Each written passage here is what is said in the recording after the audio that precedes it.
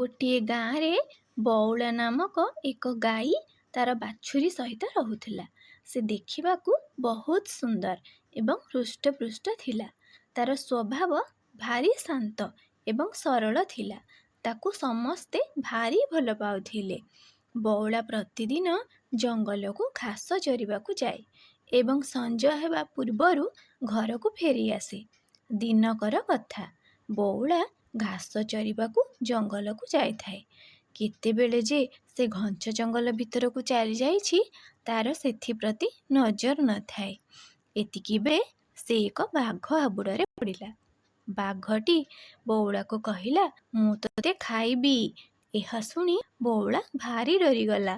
ସେ ବାଘକୁ କାକୁତି ମିନତି ହୋଇ କହିଲା, ବାଘ ମାମୁଁ, ମୋତେ ଖାଅ ନାହିଁ। ମୋର ଗୋଟିଏ କଅଁଳା ବାଛୁରୀ ଅଛି। ସେ ମୋର ବାଟ ଚାହିଁ ବସିଥିବ। ମୁଁ ଘରକୁ ଯାଇ ତାକୁ କ୍ଷୀର ପିଆଇ ଆସିଲେ ମୋତେ ତୁମେ ଖାଇବ। ବଉଳା କଥା ଶୁଣି ବାଘ କହିଲା, ମୋତେ କ'ଣ ତୁ ବୋକା ବୋଲି ଭାବିଛୁ କି? ମୁଁ ତୋତେ ଛାଡ଼ିଦେଲେ ତୁ ଆଉ ଆସିବୁନି। ମୁଁ ତୋତେ ଜମା ଛାଡ଼ିବିନି, ତୋତେ ଖାଇବି।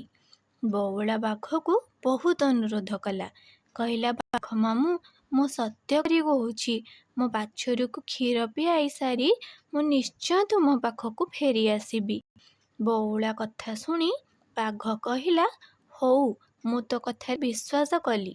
ତୁ କିନ୍ତୁ ତୋ ସତ୍ୟ ରକ୍ଷା କରି ଆସିବୁ। ବାଘ ବଉଳାକୁ ଛାଡ଼ିଦେଲା। ବଉଳା ତା ଛୁଆ ପାଖକୁ ଆସି ତାକୁ ପେଟ ଭରି କ୍ଷୀର ପିଆଇଲା ଏବଂ ମନ ଭରି ଗେଲ କଲା। ତା ବାଛୁରୀକୁ ମନ ଭରି ଦେଖିଲା ଏବଂ ବାଘ ପାଖକୁ ପୁଣି ଫେରି ଆସିଲା। ବଉଳାକୁ ଦେଖି ବାଘ ଆଶ୍ଚର୍ଯ୍ୟ ହୋଇଗଲା। ସେ ଭାବିଲା, ବଉଳା ପାଇଁ ତାର ଜୀବନ ବଡ଼ ନୁହେଁ, ତାର ବଚନ ବଡ଼। ବାଘ ମନରେ ଭାରି ଦୟା ହେଲା। ସେ ବଉଳାକୁ କହିଲା, ବଉଳା, ମୁଁ ତୋତେ ଖାଇବିନି। ତୁ ତୋର ସତ୍ୟ ରକ୍ଷା କଲୁ। ତୋ କୁନି ବାଛୁରୀ ପାଖକୁ ତୁ ଫେରିଯା। ଏହା ଶୁଣି ବଉଳାର ଆନନ୍ଦ କହିଲେ ନ ସରେ। ସେ ଦୌଡ଼ି ଦୌଡ଼ି ତା କୁନି ବାଛୁରୀ ପାଖକୁ ଯାଇ ତାକୁ ବହୁତ ଗେଲ କଲା। ବଉଳା ଏବଂ ତାର କୁନି ବାଛୁରୀ ଖୁସିରେ ରହିଲେ। ଏହି ଗପରୁ ଆମେ ଶିକ୍ଷା ପାଇଲେ ଯେ ସତ୍ୟ କହିଲେ ମୃତ୍ୟୁ ମୁଖରୁ ମଧ୍ୟ ରକ୍ଷା ମିଳେ।